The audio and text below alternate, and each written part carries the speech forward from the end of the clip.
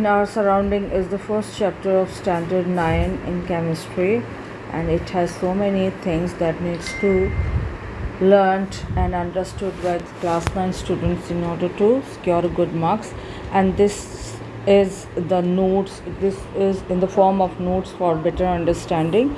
So introduction, what is matter? This line has to be learned by heart and soul.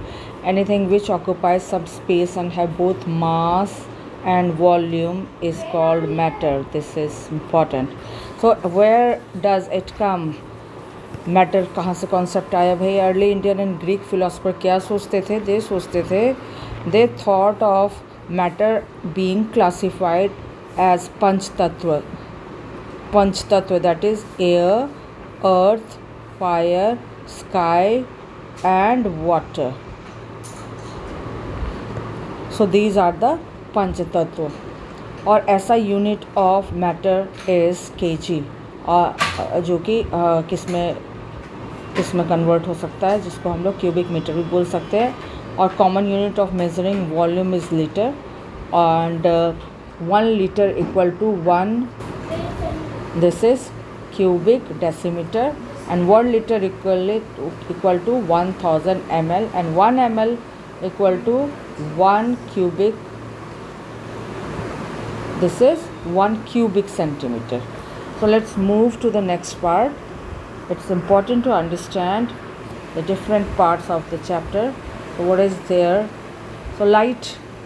Now let's see this, that whether the light is light, heat and sounds, electricity are matter or not. They are not matter, since matter have mass and they occupy space. Here light, energy, heat, they do not occupy space and they do not have mass, so these are not matter. Now let's understand physical nature of matter, कि भाई वो कैसा होता है physical, वो देखने में कैसा होता है, उसका कैरेक्टरिस्टिक क्या होता है फिज़िकली, वो हम लोग जान. सो matter is made up of discrete particles. Discrete particles very small और एकदम डिफरेंट टाइप के पार्टिकल्स से बना रहता है. It is not continuous.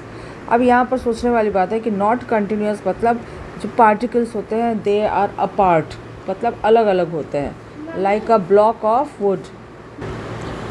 So it's not continuous like a block of would. So for example mixing of salt in water. Salt contains large number of separate particles. Salt को अगर हाथ में लिया जाए तो वो देखने में बहुत दाना दाना अलग अलग लगता है. तो वो क्या है कि नंबर ऑफ, मतलब large number of separate particles से सॉल्ट बनता है. 1 चम्मच अगर सॉल्ट हम लोग ले रहे हैं तो उसमें बहुत सारे सेपरेट सॉल्ट के पार्टिकल्स होंगे. And when it is dissolve in water it occupies the vacant space between the particles of the water. That's why the water level in beaker do not rise. देखो अगर एक question आ सकता है कि generally अगर पानी में कुछ डालते हैं तो पानी का वॉल्यूम बढ़ जाता है, क्योंकि वो कुछ ऐड ऑन हुआ पानी के अंदर, तो पानी का वॉल्यूम बढ़ता है. लेकिन जब नमक मिलाते हैं ना, तो नमक मिलाने से पानी का वॉल्यूम नहीं बढ़ता, क्योंकि नमक पानी के अंदर स्पेसेस हैं जो एकोमोडेट करते हैं सॉल्ट पार्टिकल्स को एकोमोडेट कर लेते हैं, जिसके कारण पानी का लेवल राइज नहीं होता है.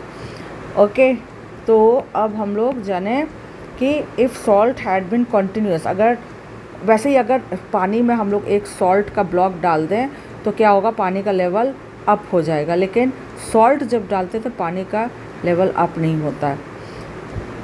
तो if salt had been continuous like the block of wood, the water level in beaker would have risen. अब एक कैरेक्टरिस्टिक जाने हम लोग कि क्या होता है कि particles of matter are very small, very tiny, that is beyond our imagination. एक एग्जांपल है कि when mixing of potassium permanganate KMnO4, इसको अगर ये क्रिस्टलाइन सब्सटेंस है जो कि बहुत कलर छोड़ता है पानी के अंदर, कलरफुल पानी को बना देता है, तो उसका छोटा सा क्रिस्टल, मतलब एकदम छोटा सा भी क्रिस्टल अगर हम लोग डालते हैं, ये एक एग्जांपल इसीलिए दिया गया है कि इसमें थोड़ा सा डाले तो ये कलरफुल हुआ। अब इसमें का सम पार्ट ले करके अलग, पहले हम लोग ने 4 बीकर ले लिया इक्वल अमाउंट ऑफ वाटर, अब इसमें से हर में 10 ml निकाल करके इसमें डाला गया, तो इसका कलर थोड़ा सा लाइट हुआ, इसका मतलब इसमें भी KMnO4 है। उसके बाद फिर 10 ml इसमें से निकाल के, ऑब्वियसली इसका कॉन्सेंट्रेशन KMnO4 का कम हो गया, तो ये आ गया फिर तीसरे वाले में, फिर चौथे वाले में। तो देखा जा रहा है कि ये वाला और इस वाले में क्या डिफरेंस है कि इसका कलर लाइट हो गया, लेकिन इसके अंदर भी KMnO4 है। अब इमेजिन इतना छोटा सा क्रिस्टल जब डाला गया इस वाले में, एक सिंपल वाटर में डाला गया तो ये डार्क कलर हुआ, और उसके बाद एक छोटा सा क्रिस्टल से ये कलर कितना भी हम लोग इतना आगे तक भी आ रहे हैं तो भी उसका कलर दिख रहा है। इसका मतलब क्या हुआ कि KMnO4 इतना छोटा है कि पार्टिकल्स, मतलब particles, not only KMnO4, the particles are so small that it remains in the solution, right? So few crystal of potassium permanganate can color a large volume of water, मतलब 1000 litre में भी डाला जाएगा तो उसका particle रहेगा, colour भले दिखे ना दिखे लेकिन उसके पार्टिकल्स प्रेजेंट रहेंगे। And this shows that millions of tiny particles is present in just one crystal of potassium permanganate। ध्यान देने वाली बात है यहाँ पर कि millions of tiny particles is present in just one crystal of potassium permanganate, one crystal। आप लोगों ने देखा होगा कि कितना छोटा होता है क्रिस्टल उसका, which divide themselves into smaller and smaller particles, और वो छोटा छोटा होता चला जाता है अपने, मतलब already particles are very small, it's just that we are unable to imagine कि how small the particles may be। अब आगे बढ़ते हैं, और इसका जो जिस्ट क्या निकला, इसका जिस्ट निकला कि भाई even and on repeated dissolution, dissolution क्या हुआ, when something is dissolved in water solution और इन a solution, in a solvent, अगर कोई चीज़ डिसॉल्व होता है तो उसको कहते हैं the process of dissolving a substance, उसको कहते हैं dissolution. It is observe that the last solution is still pink दो द इंटेंसिटी मीन्स उसका कितना असर है। सो इंटेंसिटी यहाँ पर उसकी तीव्रता या उसका असर भी बोल सकते हैं, कलर डिक्रीज्ड, राइट। सो अब आते हैं दूसरे बात पर, the particles of matter have empty space between them, जैसे कि सॉल्ट में, पानी में सॉल्ट जैसे घुल गया, इसका मतलब क्या हुआ कि वाटर मॉलिक्यूल्स के बीच में खाली जगह है, तभी तो वहाँ पर जा कर के सॉल्ट के पार्टिकल्स अटक गए या लग गए। तो यहाँ पर यही चीज़ कहा गया है कि the particles of matter have empty space between them and when salt is dissolve in water the particles of salt occupy the space, यानी empty space, that is intermolecular space, दो मॉलिक्यूल्स के बीच में जो स्पेस है उसमें जा कर के वो उस जगह को भर देते हैं। अब तीसरा एक और कैरेक्टरिस्टिक है, the particles of matter are in constant motion, भले ही पानी स्थिर है लेकिन उसके अंदर जो है ना लगातार हलचल मची हुई रहती है, जो कि हम लोग नहीं देख पाते हैं। तो क्या है कि particles of matter are in constant motion. अब कोई भी matter can be solid, liquid और गैस, सारे के जो पार्टिकल्स हैं वो कांस्टेंट मोशन में रहते हैं। ये अलग बात है कि हम लोग सॉलिड में और लिक्विड में मोशन नहीं देख सकते हैं, गैसेस में मोशन दिखता है, लेकिन डेफिनेटली पार्टिकल्स, हमें जो टाइनीस्ट पार्टिकल है we are unable to see. For examples, once lighted the smell of incense stick, अगरबत्ती की जो स्मेल है ना पूरे रूम में फैल जाती है, खुशबू जो है पूरे रूम में फैल जाती है। Particles of perfume present in incense stick freely mixes up, क्योंकि क्या होता है ना गैसेस में जो है डिफ्यूज़न बहुत तेज़ी से होता है, मतलब उसके particles are loosely packed so they are free to move, उसमें इंटरमॉलिक्यूलर फोर्स होता नहीं है, बहुत कम होता है, जिसके कारण जो हमारा डिफ्यूज़न का जो प्रोसेस है, डिफ्यूज़न बहुत आसानी से और जल्दी होता है। इसी के कारण जो है जो खुशबू है पूरे रूम में फैलती है। क्यों? They do so by getting into space between the particles of air. If the particles would not have been constant random motion, random मतलब किसी भी डायरेक्शन में मोशन हो रहा है, the smell wouldn't reach to the observer, अगर वो motion में नहीं होता, जाहिर सी बात है, अगर अगरबत्ती एक कोने में लगी हुई है, उसका स्मेल अगर डिफ्यूज़ एयर के पार्टिकल्स के बीच में नहीं आ रहे होते, उसके बहाव के साथ, उसके फ्लो के साथ नहीं घूम रहे होते, तो वो खुशबू आती ही नहीं, दूर तक खुशबू पहुंचती ही नहीं। तो इसी को हम लोग कहते हैं diffusion. Intermixing of particles of two different types of matter on their own is called diffusion. अब मैटर में सॉलिड, लिक्विड, गैस कुछ भी हो सकता है। अब किसके बीच में कैसा मूवमेंट होगा, that we will understand in the coming section. लेकिन ये वाला जो लाइन है ना, ये इम्पॉर्टेंट है, क्योंकि ये डिफ्यूज़न का डेफिनेशन है।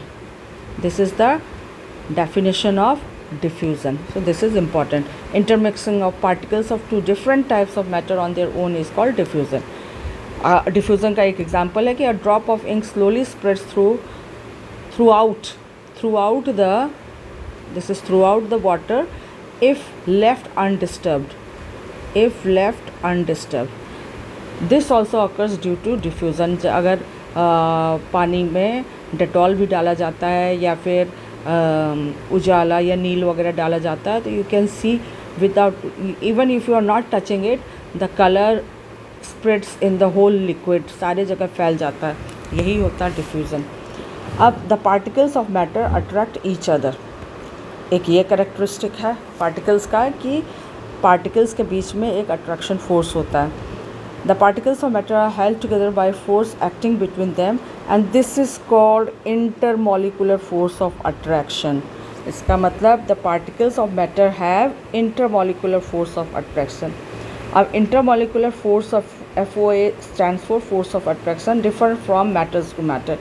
Matter to matter मतलब solid, liquid, gas में अलग अलग होता है matter का intermolecular force.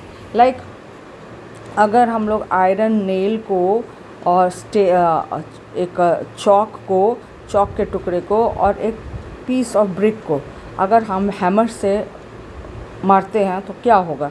सबसे पहले तो आयरन नेल के ऊपर कुछ ज़्यादा असर होने वाला नहीं है और चॉक तो फट से टूट जाएगा और पीस ऑफ ब्रिक को थोड़ा सा मेहनत लगेगा। इसका मतलब इन तीनों के बीच का जो इंटरमॉलिक्यूलर फोर्स ऑफ अट्रैक्शन है वो अलग अलग है, जिसके कारण उसको तोड़ने के लिए अलग अलग पावर की ज़रूरत होगी, अलग अलग स्ट्राइक की ज़रूरत होगी। नंबर ऑफ़ स्ट्राइक्स को बढ़ाना पड़ेगा इसके में कुछ चेंज लाने के लिए, राइट। तो out of three it is most difficult to break iron nail because the particles of iron nail are held together with the strongest force of attraction.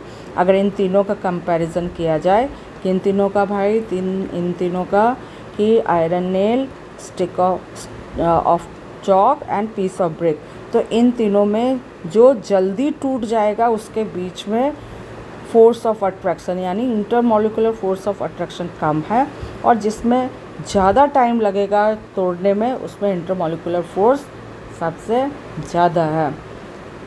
तो यहाँ पर यही है, आगे बढ़। और यहाँ पर एक हमेशा क्वेश्चन आता है कि भाई surface of water remains together due to the presence of intermolecular force of attraction. हम लोग क्या होते हैं कि पानी को हम लोग फिंगर से नहीं काट पाते हैं, जैसे ही हम लोग चाहेंगे उसको काटने उसके जो पार्टिकल्स हैं वो वापस जुड़ जाते हैं।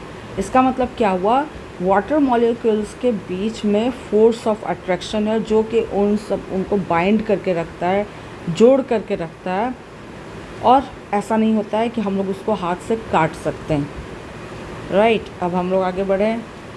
आगे में ये है कि next part is important part, that is classification of matter. Classification होता क्या है भाई? क्लासिफिकेशन होता है categorization of something on the basis of their similar properties. तो यहाँ पर हम लोग मैटर को क्लासीफाई कर रहे हैं कुछ बातों को ध्यान में रख करके, जैसे कि matter is classified as solid, liquid and gas. चलो तो सबसे पहले सॉलिड के बारे में पढ़ें कि सॉलिड के बीच में इंटरमॉलिक्यूलर फोर्स ऑफ अट्रैक्शन जो है वो काफ़ी ज़्यादा होता है। किसके बीच में? सॉलिड के बीच में। और इसी वजह से जो सॉलिड है ना स्ट्रॉन्ग होता है, वो बह नहीं जाता है, क्योंकि उसके जो पार्टिकल्स हैं ना they are strongly attached to each other, मतलब उसमें जो मॉलिक्यूल्स हैं वो उन लोगों के बीच में फोर्स ऑफ अट्रैक्शन है ना काफ़ी ज़्यादा होता है, किसमें, सॉलिड्स में। और एक और चीज़ इसके साथ ही हुआ, क्योंकि फोर्स ऑफ अट्रैक्शन ज़्यादा होगा, अगर फोर्स ऑफ अट्रैक्शन ज़्यादा होगा तो क्या होगा ना, सारे पार्टिकल्स क्लोजली रहेंगे, एक दूसरे के पास में रहेंगे, क्योंकि दो पार्टिकल्स के बीच में फोर्स ऑफ अट्रैक्शन ज़्यादा है तो they will come closer and remain tightly packed. इसी कारण क्या हुआ, इंटरमोलिकुलर स्पेस जो है सॉलिड में काफ़ी कम रहेगा। अब चलो जनरल प्रॉपर्टीज़ पढ़ते हैं। जनरल प्रॉपर्टीज़ में क्या है भाई कि शेप एंड वॉल्यूम, ये सिंपल है, yet these are simple yet very important and the point of view of examination, ये सारा छोटा छोटा क्वेश्चंस में आता है। तो shape and volume, solid has a definite shape and volume, well no this is because the particles in solid are not free to move. Solid के particles they are not free to move. जैसे कि अगर एक duster ले लें या फिर pen ले लें, वो ऐसा नहीं है, वो जिस शेप में है उसी शेप में रहता है। क्यों? क्योंकि उसके पार्टिकल्स है ना एक दूसरे से जुड़ करके स्ट्रांगली हेल्ड टुगेदर हैं, इसीलिए वो that's why they have a definite shape and they have definite volume.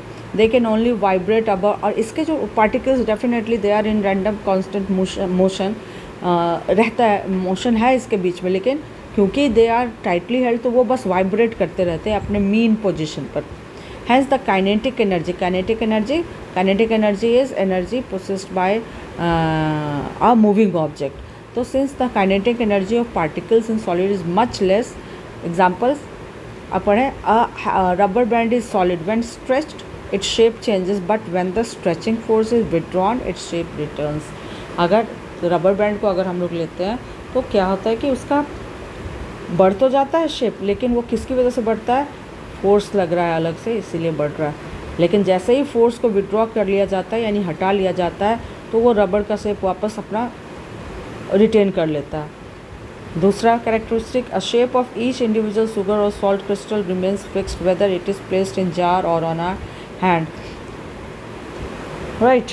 तो ये सब एग्जांपल है कि भाई सॉलिड शुगर का एक क्रिस्टल है ना सॉलिड होता है, वो कहने को तो अलग अलग शेप बना लेता है, जैसे जार में डालें उसका शेप अलग हो जाता है, लेकिन that is the lump of the sugar. अगर एक क्रिस्टल लिया जाए तो उसका जो शेप होगा ना वो फिक्स्ड होगा, मतलब that is also solid. A wooden table lamp is a solid. Now compressibility, कि किसको कितना प्रेशर डाला जा सकता है किसी पर। तो कंप्रेसिबिलिटी, किसको दबाव से उसमें उसके शेप साइज़ में चेंज लाया जा सकता है। तो भाई सॉलिड में जाहिर सी बात है उसके पार्टिकल्स ऑलरेडी टाइटली पैक्ड है, तो उसको दबाने का बहुत ज़्यादा गुंजाइश बचता नहीं है, उसको ज़्यादा हम लोग दबा करके उसके शेप साइज़ में बहुत ज़्यादा फ़र्क नहीं ला सकते, depending on what kind of material, what kind of solid it is. Let's move now see here, solids are incompressible, मतलब वो कंप्रेस नहीं हो सकता है, राइट। सॉलिड्स आर इनकम्प्रेसिबल, क्यों भाई? It means that the volume of solid can't be increased or decreased by applying pressure on it. Solids may break under excess pressure but they do not change shape and volume, hence they are rigid. तो compressibility, यहाँ पर जब solid की बात आएगी तो solids are rigid and they are incompressible। अब अगर हम लोग एग्जाम्पल लें स्पंज का, तो स्पंज को कंप्रेस किया जा सकता है, क्यों भाई? क्योंकि स्पंज जो है ना उसके बीच में बहुत सारा होल्स रहता है जिसके अंदर एयर ट्रैप रहता है, और एयर जब हम लोग दबाते हैं तो एयर है ना निकल जाता है, जिसके कारण स्पंज का शेप हम लोग बदल सकते हैं, दो इट इज़ सॉलिड। अब आगे बढ़, next characteristic is about solid is density. Density क्या होता है? पर यूनिट मास, कि एक यूनिट मास में कितना पार्टिकल्स है वही उसका डेंसिटी होता है। तो सॉलिड का डेंसिटी बहुत ज़्यादा होता है, हाई होता है। और क्यों होता है? Due to strong intermolecular force, किसके बीच में? Between the particles of solids. तो इसके कारण वो क्लोजली पैक्ड होते हैं। इसके कारण क्या होता है? क्लोजली पैक्ड होते हैं तो उसके बीच में स्पेस बहुत कम होता है, राइट। तो इसका डेंसिटी का फार्मूला मास बाय वॉल्यूम है, जिसको कि हम लोग क्यूबिक मीटर या लीटर में मेज़र करते हैं। ये क्वेश्चन इन टेक्स्ट क्वेश्चन है। और ये चीज़ देखने वाली बात है कि वॉल्यूम अगर कम होगा तो डेंसिटी बढ़ेगा, अगर वॉल्यूम ज़्यादा होगा तो डेंसिटी कम होगा। मतलब कि अगर एक छोटे से प्लेस में नंबर ऑफ पार्टिकल्स इसी प्लेस में मान लो कि ये एक ऐसा स्पेस है जिसका साइज़ बराबर है, एक और है, और इसमें नंबर ऑफ पीपल, सपोज़ तुम्हारा क्लासरूम है जिसमें कि 50 बच्चे बैठे हुए हैं। अब मैं ऐसा करूं कि इसी क्लासरूम में दूसरे क्लासरूम के भी 50 बच्चे को बिठा दूं, मतलब दोनों, मतलब इसका जो जितनी कैपेसिटी थी उससे ज़्यादा 50 बच्चे और आ गए, मतलब इसी वॉल्यूम में इतने ही स्पेस में 100 बच्चे बैठ गए। इसका मतलब क्या होगा, इसका डेंसिटी जो है ना काफ़ी बढ़ जाएगा। तो यही डेंसिटी है। और अगर मैं इसका वॉल्यूम बढ़ा दूँ तो डेंसिटी कम हो जाएगा। फ्लूइडिटी मतलब कि टेंडेंसी टू फ्लो। तो सॉलिड्स कैन नॉट फ्लो। क्यों नहीं फ्लो? अगेन भाई क्यों नहीं फ्लो? भाई इंटरमॉलिकुलर फोर्स ऑफ अट्रैक्शन है उन दोनों के बीच में, तो दे कैन नॉट फ्लो। तो they are so rigidly held that they can not slip out each other as solids and gases do. जैसे कि लिक्विड्स एंड गैसेस में होता है वैसा इसमें नहीं हो सकता है। किस में भाई? सॉलिड में, क्योंकि उन लोग के बीच में अट्रैक्शन फोर्स जो है काफ़ी ज़्यादा रहता है। They are tightly packed. Next characteristic is diffusion. और डिफ्यूज़न के बारे में सबसे पहले हम लोग पढ़ चुके हैं कि भाई mixing of particles of their own is called diffusion. तो सॉलिड रेयरली डिफ्यूज़, ऑब्वियसली भाई उसके बीच में पार्टिकल्स में एक तो इतना टाइटली पैक्ड है, उसके बीच में जगह ही नहीं है, तो वो कहाँ से डिफ्यूज़ होगा। उसके अलावा उन लोग के force of attraction between the particles is so high कि वो छोड़ेगा ही नहीं। तो डिफ्यूज़ होने के लिए तो पार्टिकल्स को मूव करना पड़ेगा ना, तो मूव करिएगा ही नहीं तो फिर कहाँ से वो डिफ्यूज़ होगा। तो फॉर एग्ज़ाम्पल अब यहाँ पर है ना एक एग्जांपल दिया है, सॉलिड डिफ्यूज़न। अब सॉलिड डिफ्यूज़न का एक बड़ा अच्छा एग्जांपल है, लेकिन वो किस तरह से होता है, when we are applying some pressure. मतलब वो इतना आसानी से नहीं होता है। If we write on black board and leave it unclean for 5-6 days it becomes difficult to clean the black board. Class में तो देखे ही होगे कि भाई जो ब्लैक बोर्ड था एक्चुअली वो ग्रे बोर्ड हो गया। मतलब अब उसको कितना भी हम लोग क्लीन करने की कोशिश कर रहे हैं वो ब्लैक नहीं हो रहा है। क्यों नहीं हो रहा है? क्योंकि जो चॉक के जो पार्टिकल्स हैं ना वो बहुत उसके साथ बहुत ज़्यादा चिपक गए हैं, राइट। तो this is because some particles of chalk have diffused into surface of black board. जो क्या डिफ्यूज़ हो गए सरफेस ऑफ ब्लैक बोर्ड, उसके साथ एकदम मिक्स हो गए। तो ये एग्जाम्पल हो गया सॉलिड डिफ्यूज़न। लेकिन at the same time rarely diffuse, यहाँ पर ध्यान देने वाली बात है, rarely diffuse. Though there is one example, melting and boiling point. Solid का क्योंकि एक मतलब दो चीज़ हमेशा याद रखना है कि फोर्स ऑफ अट्रैक्शन उन लोग का इतना ज़्यादा है, तो जाहिर सी बात है कि उसको तोड़ने में ज़्यादा मेहनत लगेगा, तो उसका मेल्टिंग और बॉइलिंग पॉइंट दोनों ही क्या होगा, हाई होगा। A solid remains solid even at room temperature because its melting and boiling points are higher than the room temperature। इसी कारण वो रूम टेम्परेचर पर सॉलिड स्टेट में है, नहीं तो क्या होंगे, they will be into liquid और गैस स्टेट, तो वो सॉलिड रह ही नहीं जाएंगे। Expansion and contraction, solid expands और contract very little on being heated और कूल्ड। सॉलिड्स जो है बहुत कम उन लोग का एक्सपेंशन और कॉन्ट्रैक्शन। कॉन्ट्रैक्ट मतलब सिकुड़ना और एक्सपेंड मतलब फैलना, ये दोनों ही सॉलिड में बहुत कम होता है। अब सॉलिड के बारे में पढ़ लिया, अब हम लोग पढ़ते हैं लिक्विड के बारे में। तो लिक्विड में comparatively intermolecular force are weaker than solid and they have large intermolecular space, more freedom of movement as compare to solid.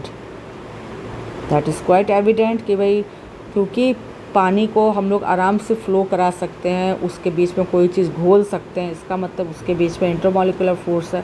और कोई चीज़ घुल रहा है, इसका मतलब कि उसके जो पार्टिकल्स हैं दे बहुत टाइटली एक दूसरे से are not, they are held together in a very tight fashion. तो क्या है कि लिक्विड स्टेट में movement of particles is more in comparison to solid. Solid के कंपैरिजन में जो लिक्विड के पार्टिकल्स हैं वो ज़्यादा फ्रीडम से मूव करते हैं। शेप और वॉल्यूम क्या होता है सॉलिड लिक्विड के केस में? लिक्विड के केस में डेफिनेट शेप नहीं होता है, लेकिन डेफिनेट वॉल्यूम होता है। जैसे कि अगर हम लोग 1 लीटर पानी को कोई भी कंटेनर में, अलग अलग कंटेनर में डालेंगे तो वो 1 लीटर पानी ही रहेगा। ये अलग बात है कि कंटेनर के शेप के अकॉर्डिंग टू पानी का शेप भी चेंज हो जाएगा, लेकिन पानी उतना ही रहेगा। इसका मतलब क्या हुआ? Definite shape but no definite volume but no definite shape. मतलब पानी का वॉल्यूम सेम रहेगा, definite volume but no definite shape. A liquid shape of container in which it is kept. This is because the particles of liquid can slip over each other and finally settle down to take shape of the container. अब यहाँ पर है ना compressibility. Compressibility से क्या हुआ कि भाई उसको प्रेस कितना किया जा सकता है, क्योंकि वॉल्यूम तो फिक्स है, वॉल्यूम फिक्स है, शेप साइज बदल रहा है पानी का अकॉर्डिंग टू कंटेनर, लेकिन वॉल्यूम फिक्स है, तो दिस इज़ ऑलमोस्ट इनकम्प्रेसिबल। इसको ज़्यादा कंप्रेस हम लोग नहीं कर सकते हैं, but have higher compressibility as compare to solid. Solid के कंपेरिजन में थोड़ा बहुत कंप्रेस कर सकते हैं, लेकिन वॉल्यूम उसका क्योंकि फिक्स है तो उसको बहुत ज़्यादा हम लोग कंप्रेस नहीं कर सकते। फ्लूइडिटी तो होगा ही भाई, क्योंकि फ्लो करने की टेंडेंसी को ही फ्लूइडिटी कहते हैं। तो liquids can flow and change shape and they can be called as fluids. Now diffusion, solid liquids and gases can diffuse into liquid. सारे के सारे ये सॉलिड भी, लिक्विड भी और गैसेस सब के सब लिक्विड में डिफ्यूज़ हो सकते हैं। एक एग्जांपल ले लिया जाए भाई पानी का, तो पानी में हम नमक भी मिला सकते हैं, पानी में हम एक डेटॉल भी मिला सकते हैं, और पानी में एरिएटेड ड्रिंक जो CO2 मिला रहता है, तो इसका मतलब पानी में हम गैसेस भी मिला सकते हैं। तो rate of diffusion of liquid is higher than that of the solids. जाहिर सी बात है कि इसके पार्टिकल्स कंपैरेटिवली थोड़ा सा लूजली पैक्ड रहते हैं, तो उसमें डिफ्यूज़न का मतलब ही हुआ कि पार्टिकल्स अगर फ्री हैं, जितने ज़्यादा फ्री होंगे उतना तेज़ी से, उतना आसानी से डिफ्यूज़न होगा। This is because in liquid state particles move freely and have greater space between each other as compare to particles in solid state. And this is one important question. This is one important question that how do aquatic plants and animals survive? क्योंकि जो gases है ना, atmospheric gases जो है ना water में diffusion के through oxygen, dissolved oxygen and carbon dioxide water में रहते हैं, तो it is taken up by the aquatic plants for survival. क्योंकि प्लांट का है, ग्रीन प्लांट है, तो फोटोसिंथेसिस करना है तो कार्बन डाइऑक्साइड चाहिए, और रेस्पिरेशन करना है तो ऑक्सीजन चाहिए। तो वो कैसे होता है भाई? गैसेस डिसॉल्व रहते हैं पानी में। ओके, तो आगे बढ़ते हैं, देखते हैं। अब यहाँ पर है डेंसिटी। डेंसिटी के पर यूनिट वॉल्यूम में कितने पार्टिकल से क्या मास है उसका, वही उसका डेंसिटी हुआ। तो liquid have lower density as compare to solid. अब एक्सेप्शन एक है भाई, आइस का केस है। आइस सॉलिड है लेकिन वो पानी में फ्लोट करता है, वो इसीलिए है ना, आइस का डेंसिटी कम होता है क्योंकि उसके बीच में एयर पार्टिकल्स रहते हैं, जिसके कारण उसका जो डेंसिटी है कम होता है। तो ice always float on water because it is less dense than water. Water molecules are arranged in a cage-like structure in solid state. Hence, it takes up more space. This results in increase in its volume, thereby decreasing density. Volume बढ़ जाता है, जगह ज़्यादा घेर रहा है, लेकिन उसका जो डेंसिटी है वो सेम रहता है, बराबर रहता है, क्योंकि ज़्यादा जगह में कम पार्टिकल्स है, तो जाहिर सी बात है वो उसका डेंसिटी कम होगा। In liquid state, the molecules are randomly arranged, making it more denser. जबकि लिक्विड में जो है ना, वहाँ पर वाटर एयर स्पेस नहीं रहता है, तो वो ज़्यादा डेंस होता है। हम लोगों ने पढ़ा सॉलिड, हम लोगों ने पढ़ा लिक्विड। अब बारी आती है गैस की। गैस में क्या होगा कि उसमें डिफ्यूज़न बहुत तेज़ी से होता है। इसका मतलब क्या हुआ, उसमें इंटरमॉलिक्यूलर फोर्स ऑफ अट्रैक्शन बहुत कम होगा। मतलब इन gases particles are free to move, और फ्री टू मूव है तो सब लोग इधर उधर घूम रहे हैं, जितना ज़्यादा स्पेस है उसके बीच में, इतना ज़्यादा पार्टिकल्स के बीच में स्पेस है, तो क्या होगा कि उसके बीच में जो इंटरमॉलिकुलर स्पेस होगा वो भी काफ़ी ज़्यादा होगा, क्योंकि वो जितना स्पेस उसको मिलेगा ना उतना दूर तक फैल जाएंगे। Shape and volume of gaseous state. Gas do not have a definite shape or definite volume, and it takes the shape and volume of vessel in which it is kept. It occupies all available space in vessel because particles can move freely throughout the space. क्या होता है अभी gases का definite shape और definite volume दोनों ही नहीं होता है। चलो अब कंप्रेसिबिलिटी, सेंस गैप बहुत ज़्यादा है गैसेस के बीच में और फोर्स ऑफ अट्रैक्शन भी कम है, तब इसका मतलब क्या हुआ, बहुत स्कोप बन जाता है कंप्रेसिबिलिटी का, कि उसको अगर हम लोग प्रेशर डालें तो उसके जो पार्टिकल्स हैं वो क्या हो जाएंगे, नज़दीक आएंगे। तो gases are highly compressible due to the presence of large intermolecular space. इतना स्पेस रहता है कि उसको कंप्रेस किया जाएगा तो सारे पार्टिकल्स क्लोज आते जाएंगे, जितना बहुत ज़्यादा क्लोज आ जाएंगे तो भी स्कोप बना रहता है कि वो they can come more closer. When a huge amount of pressure is applied on gas, the particle showing random motion come closer, वो क्या होते हैं और नज़दीक आ जाते हैं। So when a huge amount of pressure is applied on gas, the particles showing random motion come closer. Gases can be compressed into small cylinder and transported easily. जो हमारा LPG है भाई एक एग्जांपल है कि गैसेस को कितना compress किया जाए। अब ये ध्यान देने वाली बात है कि सॉलिड के पार्टिकल्स बहुत क्लोज रहते हैं, ठीक है, और लिक्विड के पार्टिकल थोड़ा दूर दूर रहते हैं, ठीक है, और गैस के पार्टिकल्स काफ़ी दूर दूर रहते हैं। अब देखो जब इसको हम लोग कंप्रेस करेंगे तो ये थोड़ा नज़दीक आ जाएंगे, नज़दीक आएंगे तो ये वाला पोजीशन आएगा, तो इसका मतलब क्या हुआ कि लिक्विड स्टेट में आएंगे, राइट। और ज़्यादा कंप्रेस किया जाएगा तो सॉलिड स्टेट में आ जाएंगे। तो some gases when expose under high pressure can be liquidified. जो कुछ गैसेस जो हैं अगर हाई प्रेशर डाला जाएगा तो वो लिक्विडिफाइड हो जाएंगे, मतलब लिक्विड में चेंज हो जाएगा। ये जो पार्टिकल्स हैं वो इतना प्रेशर डाला जाएगा तो लिक्विड LPG जो है, that is one of the example. The property of compressibility of gases is made use of storing fuel gases in cylinder. For example LPG and oxygen cylinder जो hospital में supply होता है for oxygen, CNG जो compressed natural gas है जो गाड़ियों में use होता है। Even I am having such kind of गाड़ी वेयर CNG इज़ यूज्ड।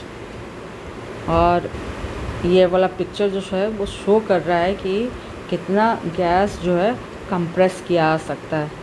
ये पार्टिकल्स हैं गैस के, कंप्रेस करने के बाद देखो कितना नीचे तक, ये ऑलमोस्ट हाफ चला गया।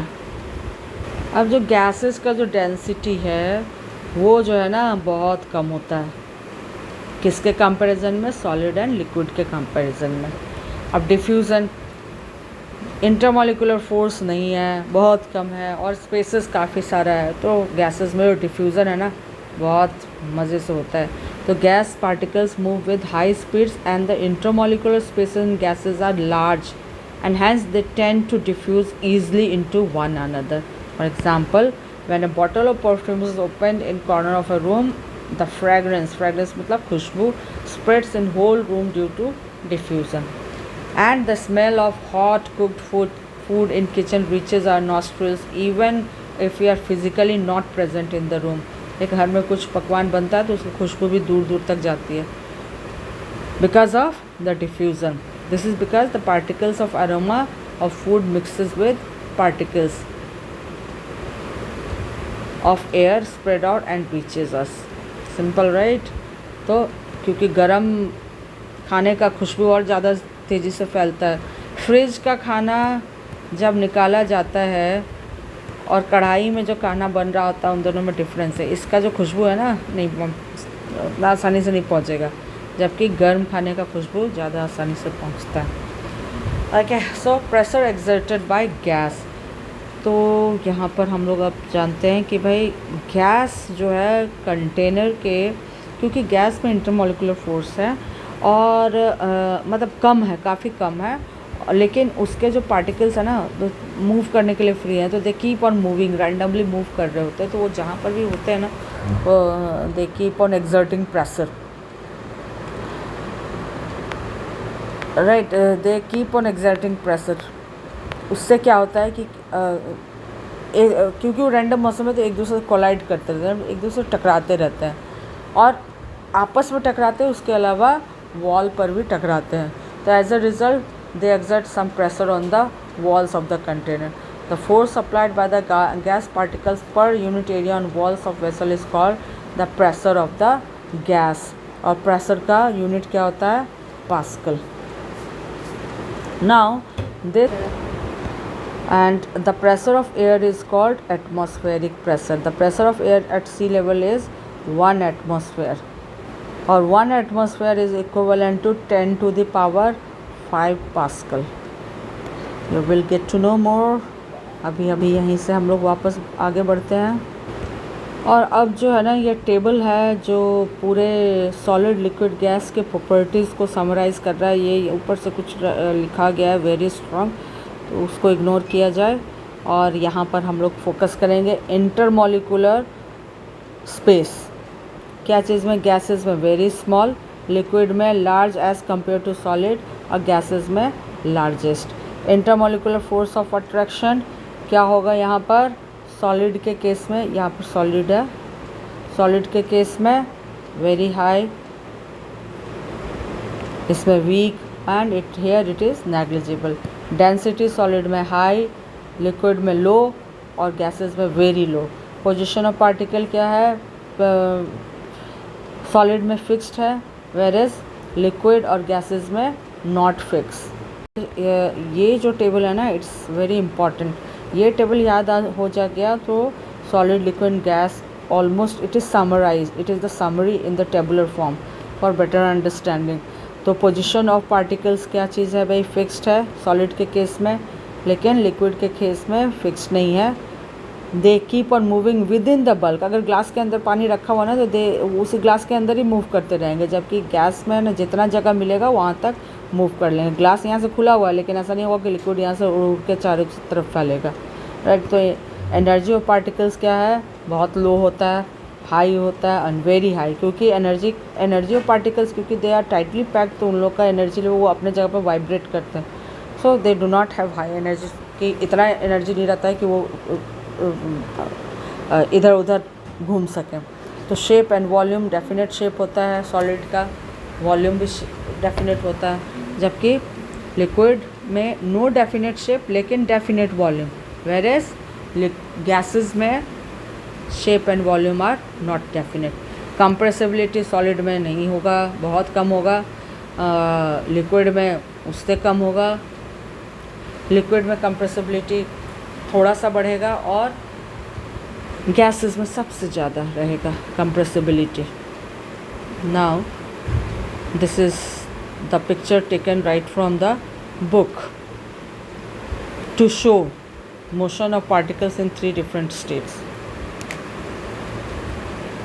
कि बलून के अंदर ये गैस का ये शो हो रहा है, ये लिक्विड का, and this is of gas. की गैस सॉलिड के पार्टिकल्स कितना क्लोजली हैं, और they are unable to move, मतलब बहुत कम मूवमेंट हो रहा है, जबकि लिक्विड में आप उतने ही within the limit they are moving, random motion में, और गैस में मज़े से घूम रहे हैं। So interconvertibility of states of matter. अब यहाँ पर हम लोग जानेंगे कि भाई क्या ऐसा हो सकता है कि सॉलिड को गैस, गैस को लिक्विड, और लिक्विड को गैस सॉलिड में, या मतलब इंटर कन्वर्ट हम लोग कर सकें। तो matter changes it's state with change in temperature. Temperature के साथ मैटर का स्टेट चेंज हो जाता है। जैसे पानी को अगर गर्म करते हैं तो वेपर बन जाता है, और उसको बहुत ठंडा करते हैं तो वो सॉलिड में चेंज हो जाता है, आइस में चेंज हो जाता है। तो सॉलिड को अगर हम लोग मेल्ट करें तो वो लिक्विड में बनेगा, लिक्विड को अगर एवापोरेट करें तो गैसेस स्टेट में आएगा, और गैसेस स्टेट को फिर अगर ठंडा करें तो वो कंडेंसेशन होगा, कंडेंसेशन होगा तो लिक्विड बनेगा, और लिक्विड को अगर हम लोग फ्रीज़ करें तो अगेन वो सॉलिड बन जाएगा। तो ये वाला जो हमारा इक्वेशन है, this is very important. This equation is very equation और क्या statement flow chart, rather it is a flow chart. बहुत शानदार है। इतने देर में काफ़ी सारा चीज़ तुम्हें समझ में आ जाएगा। सॉलिड को मेल्ट किया जाए यानी गर्म किया जाए तो लिक्विड बनेगा, लिक्विड को और गर्म किया जाए तो एवापोरेट करेगा तो गैसेस स्टेट में आएगा। गैसेस स्टेट को अगर हम अब उसको ठंडा करना शुरू करें तो कंडेंसेशन, ठंडा करना, गैसेस को अगर कंडेंस करें तो वो लिक्विड स्टेट में आएगा। लिक्विड को और ठंडा करें तो वो सॉलिड में चला जाएगा। तो फ्रीजिंग के बारे में पढ़ें। Transformation of liquid into its solid state is called freezing. Example, when water is cooled to 0 degree centigrade, it is converted into ice. Temperature at which freezing of liquid occurs is called its freezing point. ये सारा terms है that needs to be remembered कि भाई freezing point क्या होता है। Evaporation तो class 2-3 से आप लोग पढ़ते आ रहे हैं। Change of liquid into vapour at any temperature below it's boiling point. एक चीज़ हम लोग नहीं पढ़ते आ रहे हैं कि बॉइलिंग पॉइंट के नीचे एवापोरेशन जब होता है तो बॉइलिंग पॉइंट के नीचे होता है। ये नहीं है कि भाई जब हम लोग गर्म करेंगे पानी तभी एवापोरेशन होगा। Evaporation is a continuous process, मतलब वो लगातार होते रहता है। कोई भी टेम्परेचर पर पानी एवापोरेशन होता ही रहता है। फॉर एग्ज़ाम्पल ये है कि अगर पानी को हम लोग कुछ देर तक अनकवर्ड छोड़ दें तो वो क्या होता है, पानी खाली हो जाता है, बर्तन खाली हो जाता है। क्यों? क्योंकि वेपर बन के वो सूख कर ख़त्म हो जाता है और कपड़े भी सूख जाते हैं। तो कपड़े का पानी जाता कहाँ है? कपड़े का पानी क्या होता है? एवापोरेट हो जाता है। जबकि हम उबाल नहीं रहे हैं, वो simply we have spread it. तो क्या होता है कि वो उसका जो पानी है वो सूख जाता है। सूखता कैसे? क्योंकि उसका पानी एवापोरेट कर जाता है। It changes into vapour state. Explain करते हैं इसको। ये सारा जो है ना क्वेश्चन बहुत इम्पॉर्टेंट है। So the particles of liquid are in constant motion and they collide with each other. Now here one thing is to be understood कि liquid में जो है particles जो है क्योंकि they are free to move तो वो आपस में टकराते हैं। and they also collide with the air present in the atmosphere। तो वो टकराते हैं तो जो आसपास जो एयर है उससे भी टकराते हैं। when it is left exposed, वो अगर खुला करके छोड़ दे, फैला करके छोड़ें तो in doing so some particles at surface of the liquid acquires extra energy। क्या होता है कि कपड़े पर अगर डाला हुआ है तो ये जो पार्टिकल्स हैं वो एयर से टकराते हैं और एयर से टकराते हैं तो क्या होता है कि एनर्जी एक्वायर करते हैं। क्या चीज़? Water particles. And it is able to break free. मतलब ये जो कपड़े के साथ जो है ना उसका साथ छोड़ इतना एनर्जी उसके पास आ जाता है कि वो इसके जो कपड़े के साथ चिपक के हैं वो अट्रैक्शन उतना आ जाता है कि वो उसको छोड़ लेते हैं। They acquire and able to break away from force of attraction of other particles and get converted into vapour state. जो पार्टिकल्स हैं वो टूट करके बाहर निकल जाते हैं, ओवर पावर कर देते हैं फोर्स ऑफ अट्रैक्शन को and they move away. So factor affecting evaporation क्या क्या चीज़ पे? Surface area. ये डायरेक्टली प्रोपोर्शनल होता है कि भाई अगर हम कपड़े को फैला करके रखें तो वो ज़्यादा सूखेगा, ना कि उसको मोड़ करके रखेंगे तो वो क्योंकि उसका सरफेस एरिया कम हो जाएगा तो उसका एवापोरेशन कम हो जाएगा। तो सरफेस एरिया अगर बढ़ेगा तो रेट ऑफ एवापोरेशन बढ़ेगा। तो एवापोरेशन इज़ सरफेस फेनोमेना। ये भी ध्यान देने वाली बात है, ये बल्क फेनोमेना नहीं है, ये सरफेस फेनोमेना है। जैसे कि अगर एक बर्तन में पानी रखा हुआ है, पानी अगर रखा है बर्तन में तो ये जो है ना सरफेस फेनोमेना, पहले ऊपर का पानी एवापोरेट होगा तब नीचे का, उसके नीचे का। ये नहीं है कि एक ही बार सारा पानी एवापोरेट होता रहेगा। तो this is surface phenomena. So application while putting clothes for drying up we spread them out. Hot tea becomes cold fast when kept in saucer instead of cup. अगर प्लेट में चाय पीना हो ना तो जल्दी चाय पीना रहता है तो उसको एक प्लेट सॉसर जो होता है उसमें डाल देते हैं, उसमें डालते हैं तो चाय का जो ना सरफेस एरिया बढ़ जाता है। सरफेस एरिया बढ़ता है तो क्या होता है कि चाय जल्दी ठंडी हो जाती है क्योंकि एवापोरेशन ज़्यादा, एवापोरेशन से क्या होता है कूलिंग इफेक्ट आता है। आगे बढ़ें। एक दूसरा है, एक तो सरफेस एरिया के ऊपर डिपेंड करता है एवापोरेशन, एक दूसरा टेम्परेचर के ऊपर। टेम्परेचर जितना ज़्यादा रहेगा एवापोरेशन का रेट भी उतना ही ज़्यादा रहेगा। Average speed of particles increases at high temperatures, so it becomes easier for particles to escape from surface of the liquid. जितना ज़्यादा टेम्परेचर रहेगा तो क्या होगा, काइनेटिक एनर्जी बढ़ेगी, तो उससे क्या होगा कि जो पार्टिकल्स होगा उसको आसानी होगी एस्केप करने में from the surface of the liquid. इसका एप्लीकेशन है भाई कि ड्राई क्लोथ्स जो है, clothes dry faster in sunny day because of high temperature. Now humidity क्या, amount of water vapour present in air is called humidity. Air around us can hold a maximum of amount of vapour at a given temperature. एक temperature पर एक certain amount of water can air can hold. लेकिन क्या होता है, कभी कभी air जो है ना ज़्यादा ह्यूमिडिटी, ज़्यादा पानी अगर अपने में कंटेन करने लगता है, तब क्या उसको कहते हैं ह्यूमिड. तो उसको हम लोग कहते हैं ह्यूमिड एयर. ह्यूमिड एयर का मतलब हुआ कि उस एयर में वाटर कंटेंट ज़्यादा है. तो dry air contents lesser amount of water vapour. In humid air very little evaporation takes place. भाई ह्यूमिड एयर में क्योंकि ऑलरेडी वाटर कंटेंट ज़्यादा है तो एवापोरेशन का रेट कम हो जाएगा, क्योंकि ऑलरेडी पानी को जाने का जगह नहीं है. जो एवापोरेशन है, एवापोरेशन में क्या होता है कि पानी वेपर फॉर्म में एटमॉस्फेयर में रिलीज़ होता है. लेकिन जब ऑलरेडी ह्यूमिड एयर है तो क्या होगा कि एवापोरेशन कम हो जाएगा. ह्यूमिडिटी बढ़ेगा तो एवापोरेशन कम होगा. तो एप्लीकेशन क्या है कि भाई वेट जब सनी डेज होता है तो जल्दी सूखता है, लेकिन अभी अगर रेनी डे या फिर जो जिसमें बहुत ह्यूमिड डेज होता है तो उसमें कपड़ा देर से सूखता है. और वही एप्लीकेशन होता है कि desert cooler better work on hot dry day. जहाँ पर ड्राई सीज़न होता है ना, वहाँ पर ड्राई वेदर होता है, वहाँ पर कूलर्स ज़्यादा काम करते हैं. मतलब डेजर्ट कूलर वहाँ पर ज़्यादा काम करता है. लेकिन क्योंकि डेजर्ट कूलर में क्या होता है कि वाटर भी ब्लो करता है, लेकिन ऑलरेडी अगर ह्यूमिड रहेगा और वाटर ब्लो करेगा तो इट बिकम्स वेरी अनकम्फर्टेबल. तो it's not very good to have desert cooler in hot humid weather condition. The fourth factor affecting the rate of evaporation is wind speed. तो wind speed अगर ज़्यादा रहेगा तो उस area में क्या होगा ना, जहाँ पर evaporation हो रहा है तो ऊपर का जगह खाली होता जाएगा, evaporation का स्कोप बना रहेगा. तो क्या है यहाँ पर, with increase in wind speed the particles of water vapor move away with wind decreasing the amount of water vapor in the surrounding. अगर डिक्रीज़ होगा वाटर वेपर सराउंडिंग में तो उस जगह पर जगह स्कोप बनेगा कि नया वाटर वेपर ऑक्यूपाई कर सके. तो भाई कैसे, अब ये वाला एक इम्पॉर्टेंट क्वेश्चन है कि हाउ एवापोरेशन कॉज कूलिंग. तो process of evaporation occurs at surface of the liquid. The particles of liquid absorb energy from the surrounding to regain energy lost during evaporation. और जब ये एनर्जी एब्जॉर्प्शन होता है ना तो जो सराउंडिंग का एरिया जो है कूल होता है. जैसे कि हमारे ऊपर पसीना आता है और उसके ऊपर हवा चलता है तो that gives a cooling effect, क्योंकि जो एवापोरेशन हो रहा होता है.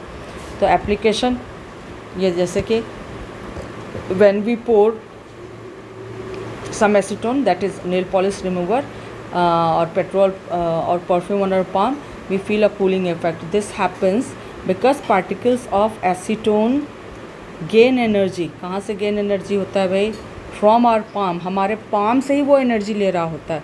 यानी हमारे पाम से जो हीट जब निकलेगा तो ऑब्वियसली जिस जगह से हीट निकलेगा तो वहाँ कूलिंग इफेक्ट आएगा.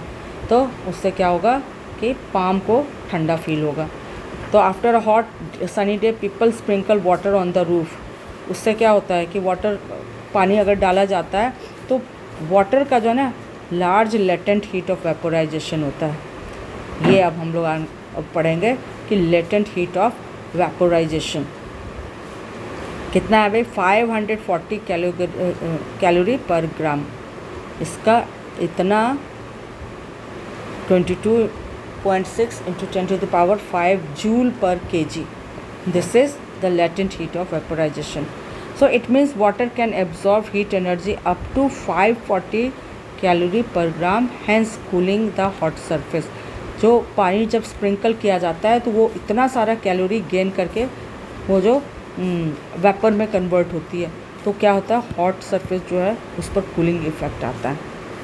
Water can absorb heat energy. Water के बारे में हम लोग जानते हैं कि भाई इट टेक्स इसका boiling point. So water can absorb, मतलब वो काफ़ी सारा एनर्जी अपने में एब्जॉर्ब कर लेता है, और जिसके कारण कि एनर्जी एब्जॉर्ब होगा तो जाहिर सी बात है उस जिस जगह से एनर्जी एब्जॉर्ब हुआ वहाँ पर क्या होगा, कूलिंग इफेक्ट आएगा।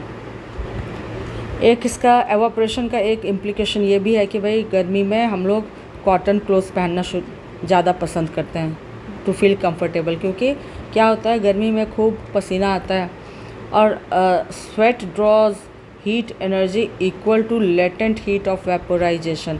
अब लेटेंट हीट ऑफ वेपोराइजेशन क्या होता है, from our body and evaporates away, this makes us feel cool. तो सबसे पहले तो लेटेंट हीट हुआ क्या, latent heat of vaporisation. Latent heat क्या है कि latent heat is the energy absorbed और released by a substance during a change in its physical state that occurs without changing its temperature. Without temperature नहीं change होगा लेकिन उसका state change होगा। जैसे कि अगर आइस है और वो मतलब वो कूल डाउन हो रहा है तो आइस इज़ ऑलरेडी, वो मेल्ट हो रहा है, रादर मेल्ट हो रहा है, तो क्या होगा कि आइस मेल्ट हो जाएगा, मतलब पानी भी बन रहा होगा, तो उसका जो टेम्परेचर है ना, उसका स्टेट चेंज हो गया लेकिन उसका टेम्परेचर वही रहा, मतलब पानी भी है तो वो भी 0 डिग्री सेंटीग्रेड पर ही है। उसी तरह से जब वेपोराइजेशन हुआ तो वेपर बन रहा है लेकिन पानी का जो गैसेस बन रहा है, लेकिन उसका टेम्परेचर क्या है, टेम्परेचर सेम है। मतलब इफ़ इट इज़ 100 डिग्री तो यहाँ पर भी 100 डिग्री है, यहाँ पर भी 100 डिग्री है, लेकिन क्या है यहाँ पर ये 100 डिग्री पर वाटर है और यहाँ पर 100 डिग्री पर गैस है। तो यही है latent heat of vaporisation from body and evaporates away, this makes us feel cool. Cotton is good absorber, ABSOR, absorber of water. It absorbs sweat from our body and exposes it to atmosphere for easy evaporation. And this is how evaporation happens. कि एक कपड़ा, cotton कपड़ा है, इस पसीना, हम cotton कपड़े पहने हुए हैं और पसीना आ रहा है, तो ये क्या हुआ कि ये जो एरिया है यहाँ पर खाली जगह बना हुआ है और गर्मी भी है, तो क्या हो रहा है कि ये जो कॉटन क्लोथ्स है ये पसीना एब्जॉर्ब कर रहा है, ये गीला हुआ और ये गीला होते ही जो आसपास का एरिया है ये इसको रिलीज़ कर दिया और ये सूखने लगा और ये इजी एवापोरेशन होने लगा। तो हमें कूलिंग इफ़ेक्ट आया कॉटन कपड़ा पहनने से। अगर ऐसा ना हो, अगर हम लोग सिंथेटिक पहने तो क्या होगा कि पसीना ऊपर ये तैरता ही रहेगा, वो इजीली एब्जॉर्ब नहीं होगा। स्वेट जो है कॉटन में जितना इजीली एब्जॉर्ब होगा सिंथेटिक कपड़े में इजीली एब्जॉर्ब नहीं होगा, तो इजी एवापोरेशन भी नहीं। Another question is water kept in earthen pot that is मटका, जैसे मरका लिखा गया है, मटका, जस्ट अ मोमेंट, MAT। मटका becomes cool during summer. Earthen pots have fine pores on their surface which allow water particles, again वही पसीना वाला कॉन्सेप्ट यहाँ पर भी है, come on outer surface of pot, the particles of water absorb heat from the bulk of water present inside the pot and they evaporate. This makes the water colder. तो ये जो पसीना वाला कॉन्सेप्ट यहाँ पर भी हो रहा है कि यहाँ जो पानी जो है, पानी यहाँ से पानी यहाँ तक आया पोर्स के पास, अब क्या है वाटर पार्टिकल्स आया और यहाँ पर क्या है एवापोरेशन हुआ। Water particles is absorbing heat from the इस बल्क ऑफ वाटर और एवापोरेशन हुआ, और एवापोरेशन की वजह से क्या हुआ, ये वाला सरफेस कूल हुआ और यहाँ पर भी कूलिंग आ गया। तो bulk water inside the pot gets cooled down. आता है अब एक टर्म आता है condensation, that is the conversion of gas into liquid is called condensation. So it can be carried out either by increasing the pressure of the gas or by decreasing the temperature. भाई हमें convert करना है क्या चीज़ को, gas को liquid में। तो liquid, अगर गैस को लिक्विड में कन्वर्ट करना है तो इसमें अगर हम लोग प्रेशर डालेंगे तो इसके पार्टिकल्स नज़दीक आ जाएंगे, तो क्या हो जाएगा, ये गैस है तो ये किस में चेंज हो जाएगा, लिक्विड में। गैस चेंज हो जाएगा लिक्विड में। तो यहाँ पर हम लोग दो तरह से ये काम हो सकता है, बाय डिक्रीजिंग द टेम्परेचर और बाय इंक्रीजिंग द प्रेशर। तो we see water droplets on outer surface of the glass containing ice cold water. देखते हो कि ठंडे पानी का ग्लास अगर रखा है तो इसके जो साइड में है वाटर ड्रॉपलेट्स आ जाता है, वो क्योंकि बाहर का एटमॉस्फेयर से ये टकरा करके, मतलब बाहर तो गर्मी है और जब ये यहाँ का जो गर्म हवा इससे टकराता है तो ये क्या हो जाता है, पानी कंडेंस करने लगता है, जो वेपर है ना वो कंडेंस कर जाता है और पानी गिरने लगता है। तो this happens because water vapour present in surrounding on coming in contact with cold glass of water looses energy lose करता है and gets converted to liquid state which we see as droplets. और by increasing pressure, carbon dioxide get at very low temperature and high pressure get transformed into solid without changing into liquid state. This solid carbon dioxide appear as ice, hence it is called dry ice. This is an example of sublimation. Sublimation क्या होता है कि when solid directly changes into gas, तो क्या होता है, उसको क्या कहते हैं, sublimation. Now here is few terms जिसको समझना है, that is solid sublimation. Sublimation जब सॉलिड डायरेक्ट किस में चेंज होता है, गैसेस में। तो वो कैम्फर एक एग्जांपल है, जो कि डायरेक्ट जो कैम्फर बोले तो कपूर को अगर हम लोग ऐसे ही छोड़ दें तो वो गायब हो जाता है, because it turns into gaseous state. तो इसका एक एक्सपेरिमेंट है, that is directly it is given the book. तो camphor is taken in china dish and inverted funnel is kept over it. ये चाइना डिश में ले लिया गया कैम्फर और इसको एक इन्वर्टेड फनल, ये फनल है, इसको ले लिया गया। The mouth of funnel is blocked, ये वाला जो है इसको ब्लॉक कर दिया गया। And the arrangement is heated, और इसको हीट दे दिया गया। तो क्या, विद बंसन बर्नर, ये बंसन बर्नर है। तो ऑब्जर्वेशन क्या है, camphor do not go through liquid state. यहाँ जो कैम्फर रखा हुआ है ये क्या होता है कि अगर हम लोग टेम्परेचर देते हैं तो सॉलिड जो है वो लिक्विड में चेंज होता है, फिर गैस में चेंज होता है। लेकिन यहाँ पर जो कैम्फर है ये लिक्विड में नहीं चेंज हुआ, ये डायरेक्टली गैस में चेंज हो गया और यहाँ पर आकर के इकट्ठा हो गया। तो इसको हम लोग क्या कहते हैं, सब्लिमेशन। और ये जो सॉलिड जो हमें मिला, it was a process due to the sublimation. जैसे iodine, ammonium chloride, camphor, naphthalene ball sublime at ordinary temperature. ऐसे भी छोड़ दिया जाएगा ना तो दे सब्लाइम मतलब they directly changes to gases state. Sublimation is also a separation method. कहाँ पर सेपरेशन करेंगे, जहाँ पर हम वैसे सब्सटेंस से सेपरेट कर सकते हैं, जहाँ पर वैसे मिक्सचर से उसको सेपरेट कर सकते हैं, जहाँ पर दोनों का कैरेक्टरिस्टिक अलग है, जहाँ पर सब्लाइम मटेरियल है और एक जो सब्लाइम नहीं होने वाला मटेरियल है, वहाँ पर हम लोग ये वाला सेपरेशन वे यूज़ कर सकते हैं। एक तो सब्लिमेशन है, एक और डिपोजिशन। डिपोजिशन में गैस से सीधा सॉलिड बन गया, तो change of gaseous state direct to solid state without going through liquid state, that is frost. Frost is the deposition of water vapour from humid air or air containing water vapor on a solid surface.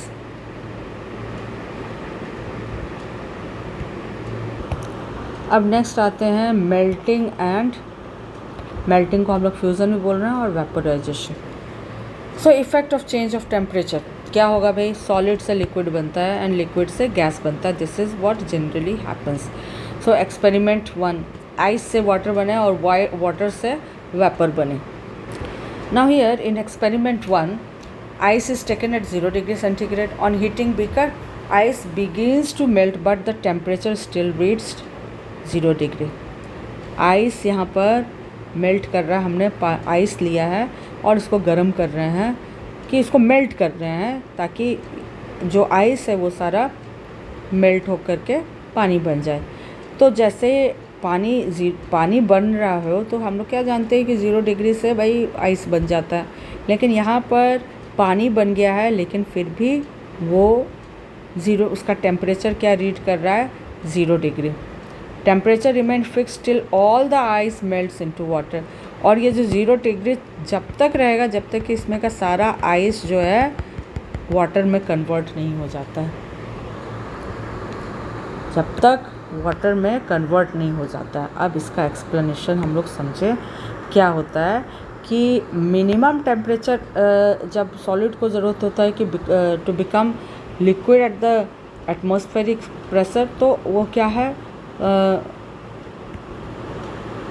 कि melting point ice का क्या है 0 degree centigrade. मतलब 0 degree water को अगर हम 0 degree तक लाएं तो it will start converting into solid. Whereas अगर हम सॉलिड आइस को हम 0 डिग्री की तरफ ले जाएं, मतलब ice can be at -22 degree और -70 डिग्री और -55 डिग्री, और -55 को थोड़ा टेम्परेचर बढ़ाते बढ़ाते 0 डिग्री तक लाएं तो उसका ऐसा तो वो क्या होगा, it will start melting into water, मतलब वाटर स्टेट में आना शुरू कर देगा। दैट इज़ फ्रॉम 273.15 केल्विन पर आने से पानी बनना शुरू होगा। लेकिन ऐसा नहीं होगा कि पानी का टेम्परेचर बढ़ना शुरू हो जाएगा।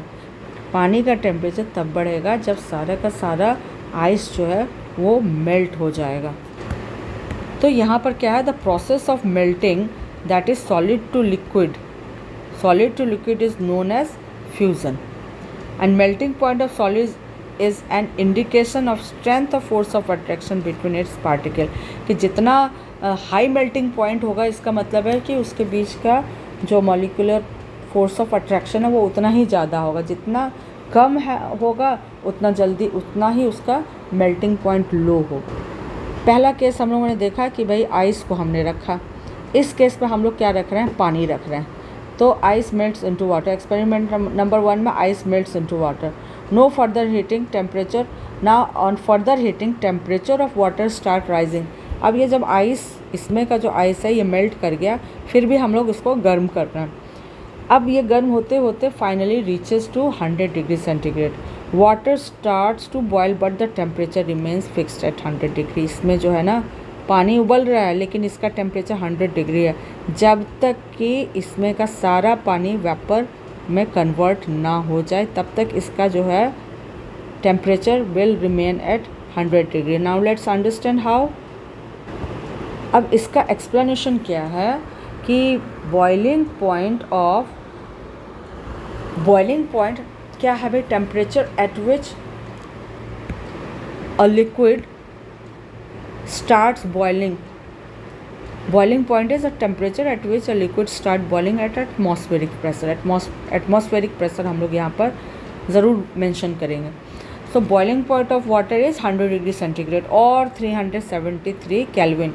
ये 373.15 होता है लेकिन फॉर कन्वीनियंस हम लोग 373 लिखते हैं। So this is 373 kelvin.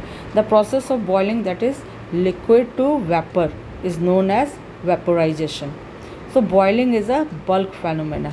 Boiling क्या है, बल्क फेनोमेना, मतलब कि उसके सारे पार्टिकल्स एवापोरेशन में पार्टिसिपेट करते हैं, मतलब सारे पार्टिकल्स काम करते हैं। So particles from the bulk of the liquid gain enough energy to change into, मतलब सारे के पास उतना एनर्जी आ जाता है कि वेपर स्टेट में कन्वर्ट होने के लिए रेडी हो जाते हैं। इतनी एनर्जी उन्हें मिल जाती है। किसकी एनर्जी कहाँ से मिलती है, हीट की वजह से। Now here in the first case where we are talking about the latent heat of vaporization, no, fusion. So on increase of temperature, kinetic energy of particle increases and hence particle start vibrating with greater speed।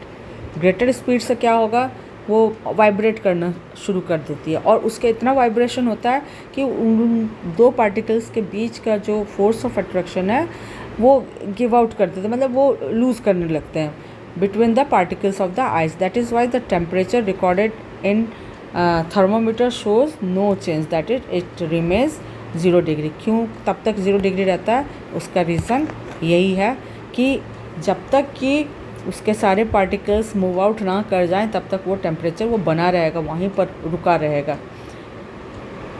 Force of attraction, जब तक कि सारा particle जाएगा नहीं तब तक पता कैसे चलेगा कि भाई अभी और एनर्जी की ज़रूरत है कि नहीं ज़रूरत है। मतलब लास्ट पार्टिकल तक उसको एनर्जी की ज़रूरत पड़ेगी, और जैसे ही लास्ट पार्टिकल वाइब्रेट करके निकल जाएगा तो उसका टेम्परेचर बढ़ना शुरू हो जाएगा। तो at this heat does not,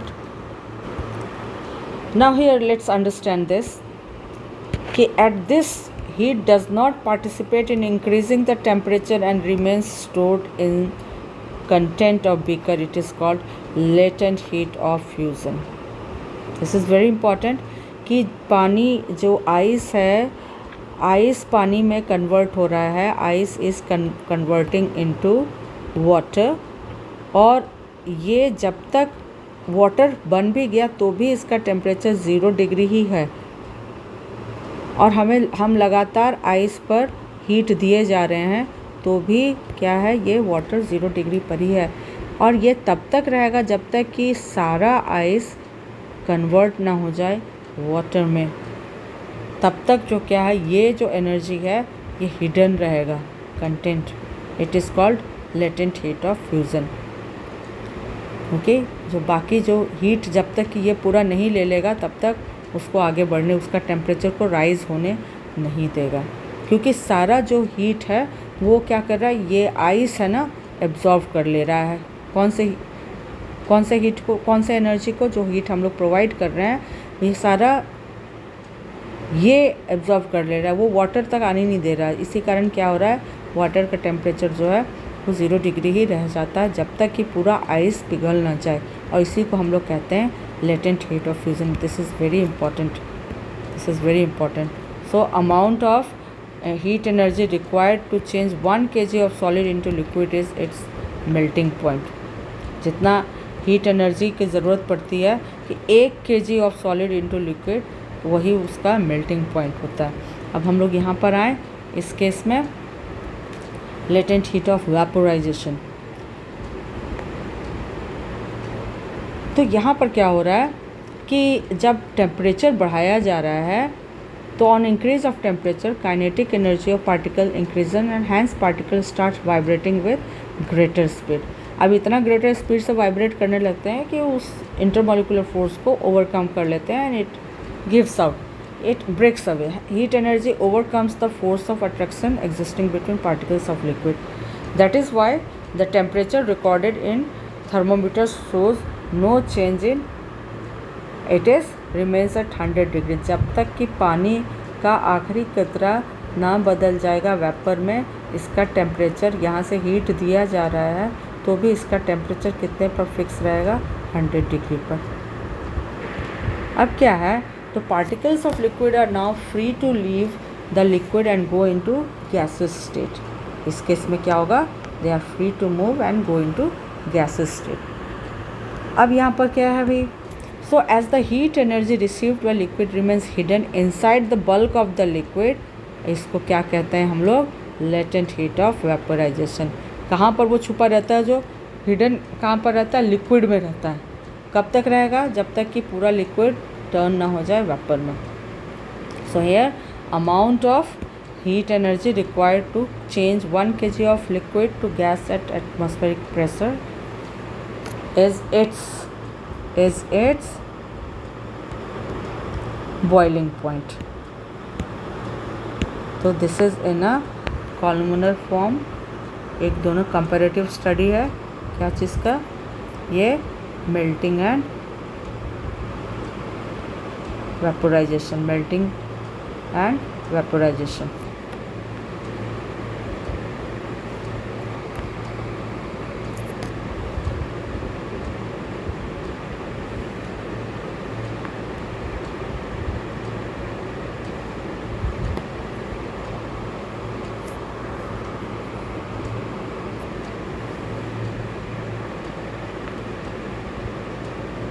The comparative study between vaporization and melting. Now let's understand the measurement of 3 scales of measurement हम लोग को पढ़ना है, that is degree Celsius, degree Fahrenheit and kelvin. तो ऐसा यूनिट लेकिन टेम्परेचर का क्या है, केल्विन है। This is kelvin. तो ये कंपेरेटिव स्टडी है भाई। Centigrade freezing point of water is 0 degree and boiling point is 100 degree centigrade, whereas in Fahrenheit this is 32 degree Fahrenheit and 212 degree Fahrenheit. और जब हम लोग केल्विन की बात करते हैं तो this is 273.15 kelvin and 373.15 kelvin, that is 100 और उसमें ऐड कर दिया गया। Relationship between Fahrenheit and Kelvin, that this you have studied in standard 5 as well. तो this is the relation and इसका न्यूमेरिकल आएगा, क्वेश्चन आता है तो इसको ध्यान में रखना है। और अब हम लोग पढ़ रहे हैं difference between evaporation and boiling, that is comparative study कि स्पॉन्टेनियस एवापोरेशन स्पॉन्टेनियस प्रोसेस है एंड बॉइलिंग इज़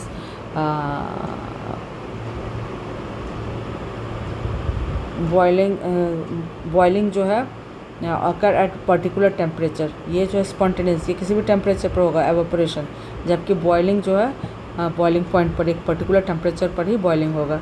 और एवापोरेशन है सरफेस फेनोमेना, जबकि बॉइलिंग है थ्रू आउट, मतलब बल्क फेनोमेना। इसको यहाँ पर हम लोग एक और टर्म यूज़ कर सकते हैं, यहाँ पर bulk phenomena. It causes cooling effect, it does not produce cooling effect. Effect of change of pressure। अब क्या होता है अभी, applying pressure and reducing temperature can liquefy gases. So when we press and compress a gas in cylinder with the help of piston, the particles of gas come closer and it gets liquefied, जैसे कि LPG और CNG। So solid carbon dioxide is stored under high pressure. तो क्यों, अगर उसको pressure में नहीं रखा जाएगा तो क्या होगा कि it will convert into gas.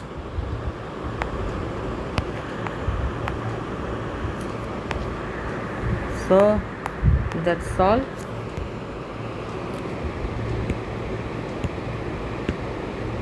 Thank you.